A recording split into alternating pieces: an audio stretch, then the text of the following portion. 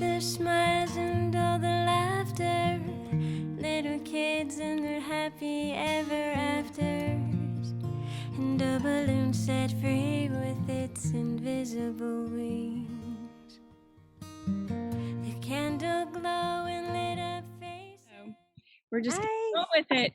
Hey everybody, it's Tiffany with Slow in the Coop, and I have my good friend Danielle Vaughn with me today. I have been so excited about this interview. I had the idea last week, or I don't know, maybe the week before. This is a big time warp for me. Like, I lose track of time all the time. But then that very week that I had the idea of inviting Danielle on, she taught our mastermind group the subject I thought she would be good at speaking to us about today. So anyways, I got a sneak peek of all the good stuff that she has. I met Danielle through my peer group, through this life coach school, and we became certified life coaches together. We've been on retreats together. We've supported each other with our other peer group members, and I am so thankful that you're here today, Danielle. Thanks for coming on and doing this. Thanks for having me. I'm so excited, Tiff.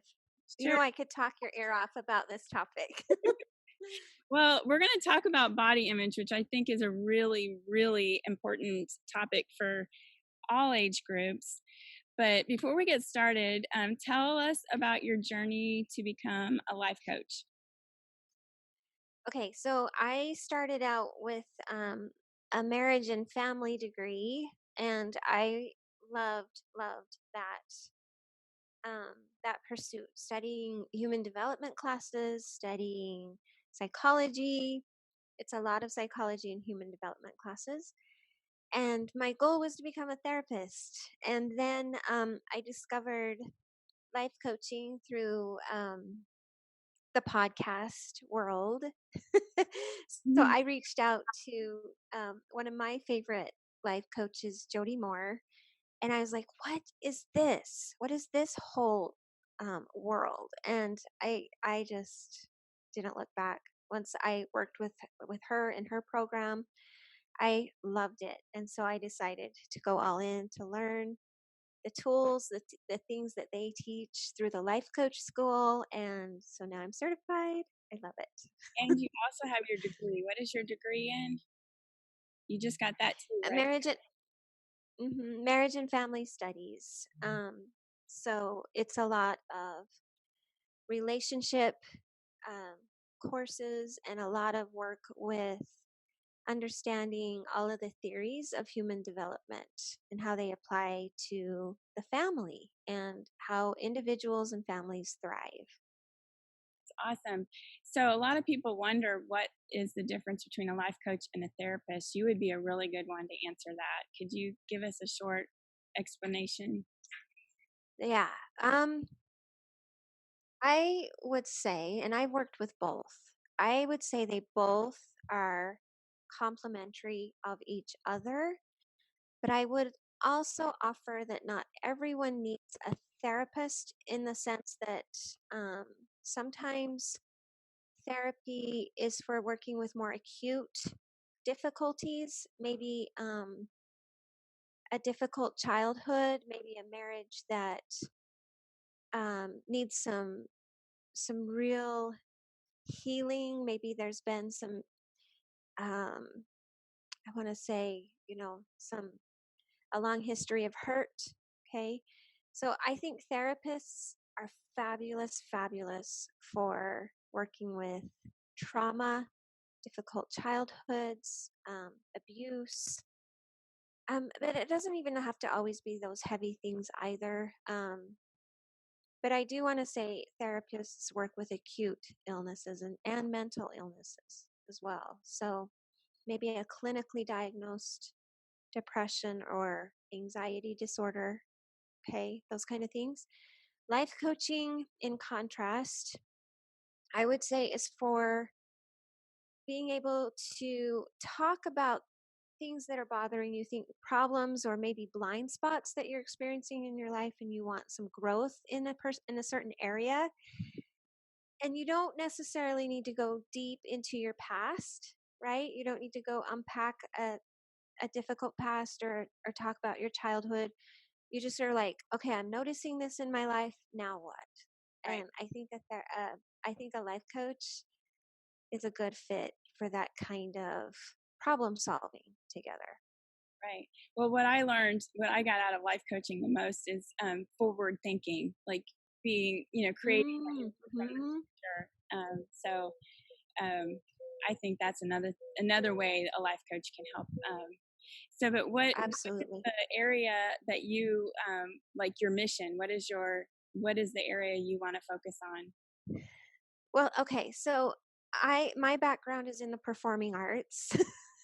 Wait, before you So go I know. before you go on, I forgot to tell you, I listen to this all day long. Oh, Yeah, yay! I know. Danielle's Dreams We Dream is awesome. Okay, so continue. Thank you, Tiff. Thank you so much. Okay, so my past life is in the performing arts. So my first degree, I was a piano performance major, classical piano performance. Um, and I was on stage performing the piano on the piano, classical music. But I was always thinking about my body image instead of Beethoven, instead of Mozart. Okay. I was thinking of how do I look and holding my tummy in and just a lot of headspace about body image. Okay. Then moving into the singer songwriter world, I still had a lot of headspace with how I looked on stage versus the message I was giving, the how I was sounding, and just really being present with delivering the music. And so I just wanted to give that background because now, in the in the scope of life coaching, I help women heal a negative body image so that they can go forth, show up and do what they are meant to do, contribute with whatever they're meant to contribute with, okay? And heal a negative body image and dare greatly with what they have to offer. Yeah, so when you taught about body image, was it last week or the week before? I can't remember. One of the things you say or maybe it is your clients that I picked up is when did you notice you first did not love your body? Was that your moment Yeah. when you're on stage? Yeah, so it started for me in my early teens. Auditioned for the High School Musical and I was 15 at the time, and I got a big part in the musical, and I didn't know what the part required until after I was cast. And basically, I had to traipse around the stage in a bathing suit and dance and sing. I had never done anything like that before. I was like, "What? Are you kidding me?" And so I did. I mean, it's kind of a funny story, but I did it. I practiced. I worked hard. I actually really enjoyed that. And then the last night of our closing performance of the show, we as a cast had a party and watched the video of the musical. And I saw myself on stage. Even though I was a little self conscious, I wasn't totally in my head about it um, until that last night. And I saw the recording and I just was so embarrassed. That's when I want to say body image issues really started in earnest for me, unfortunately. But I'm sure you were cute as a button because you are now. Um, so why do you think women, especially women, but I guess it happens for guys too, but why do we develop these bad body images? Honestly, there's a lot of reasons, and I think it's very cultural. I think society has an unrealistic Yeah. um, image of what the ideal woman should look like, and I think a lot of us adopt that, whether we realize it or not. And every message, every advertisement that we see shows a narrow representation of a body type. The average person in the media is 5'10" and a size 4. Okay. And so that's only 6% of the population of women, like of a body type that's represented in the media. And so I think a lot of us as women and as girls, we see that and we're kind of reaching for that ideal, right? Without really acknowledging our genetic blueprint.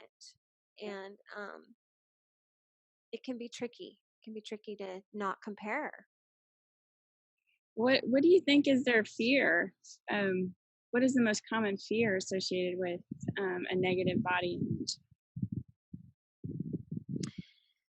Maybe that they're unlovable if they aren't um skinny enough or pretty enough, or maybe that they aren't successful. I think that we attach a lot of morality of goodness and badness to body image.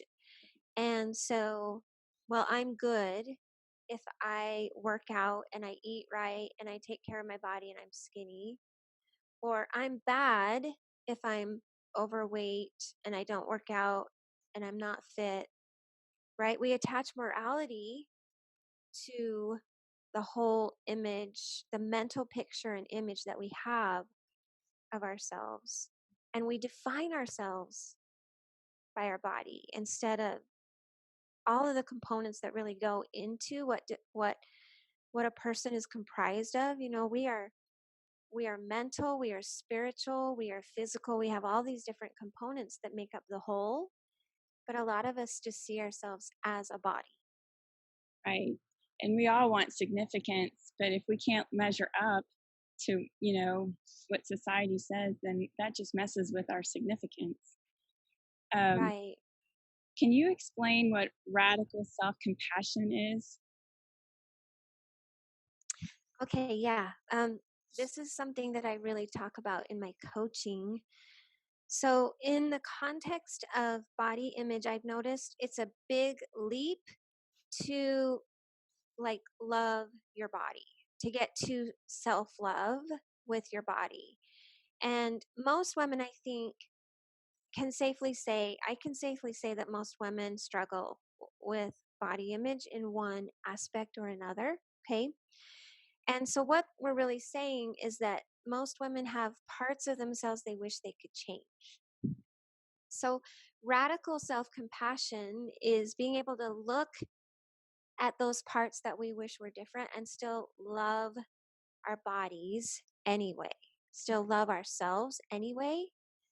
And I think that at the heart of this work, at the heart of really wanting to like make a difference in women's lives, it's the idea of being able to be more compassionate with yourself. That's whatever parts that you're wishing were different or that you wanted to change. You're not doing so from a place of, well, I'll feel good about myself once this is different. Right. Okay, it's more of like, no, I respect myself in my entirety. I think that is what radical self-compassion is. And I say it's radical because it's difficult for women to get to, right? And so, yeah, I mean, it's going to take a lot of courage to take that leap and say, no, I radically respect myself. Right. And I don't have to change a thing in order to do so. I love myself just as I am today, with my curves, with my wrinkles, whatever it is, right? That is what radical self-compassion is. Well, And yeah. there's lots of reasons why it's difficult, but Yeah. I love the word radical, first of all. I like it's a great word. Anyways, but yeah, like I love what Brooke Castillo says, that we're at 100% capacity worthy. We're at that capacity already. So if we could just see ourselves as that foundation and work from that, I get excited when I talk about stuff like this because there's really no limit to what we can do if we could get past some of this stuff. One other term that you use that I really love is, can you explain what you mean that you are more than a body? Yes, I got this from the Beauty Redefined mission. You are more than a body. So a lot of young girls, teenage girls, even young adults, and sometimes moving into like our mothering years when our body changes after we've had a baby, our identity goes through a lot. As our bodies change, our identity changes. And it's what we're making our bodies mean about who we are. So when I say you are more than a body, I'm speaking to the work of Beauty Redefined, their movement, and they're fabulous to follow. They are two sisters who both have their PhDs. They're identical twins, and all of their PhD work is on body image. And so that is their tagline, you are more than a body. And I love working with women and helping them see that there's so much more to their essence and to how they define themselves, how they think about themselves, uh, versus just solely, on how they look. Right. That's what that means. I did look them up on Instagram after you taught our class, and they're adorable. So Aren't they fun? for sure, yes, they really are. The other thing that you talk about that I would love for people to know that this kind of stuff that you teach on is intuitive eating. Okay, yes. Intuitive eating is a revolutionary way of approaching health and respecting your body as far as gentle nutrition. It rejects diet mentality entirely. Like, dieting is not a thing with intuitive eating. Instead, you really cultivate an ability to trust yourself with food, which means there's no such thing as bad foods. And so, diet mentality teaches us that that food is to kind of not be trusted, right? And that nutrition and wellness, like, we need to not put certain foods in our bodies and overindulge in all of those things. And there is some truth to a lot of that. But what happens is young girls, young women, they start their first diet in their teens.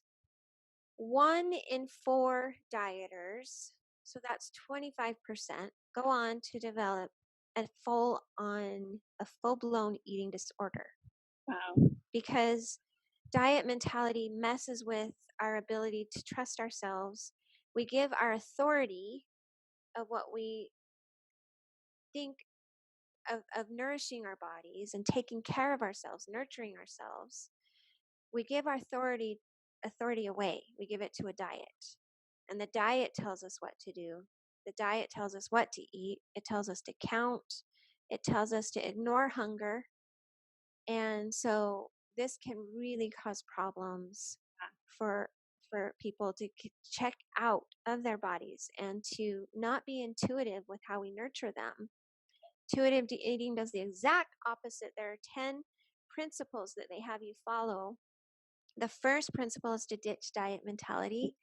And then they move into how you honor your hunger and your fullness cues. So you pretty much eat what you enjoy eating, and you honor gentle nutrition principles, right? So, yeah, that's in a nutshell what intuitive eating is. Yeah, I'm sure there's a lot more to it, but that gives somebody an idea of what things that you work with. I'm going to see if there's any questions because I haven't really been paying attention. Let me turn that off. Let's see if I don't really know how to do this.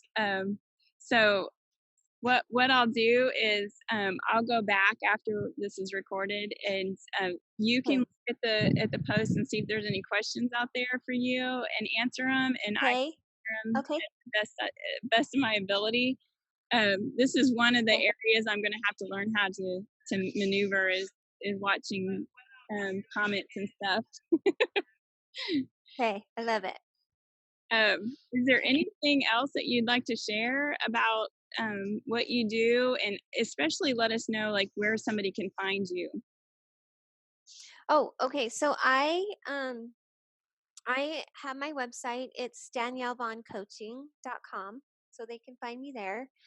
And then there are two ways people can work with me, either one on one. I do a 6-week program that introduces and teaches intuitive eating principles and also teaches the main tools that I use for coaching. So the 6 weeks gets people really a good head start into this work if they want to take a deeper dive.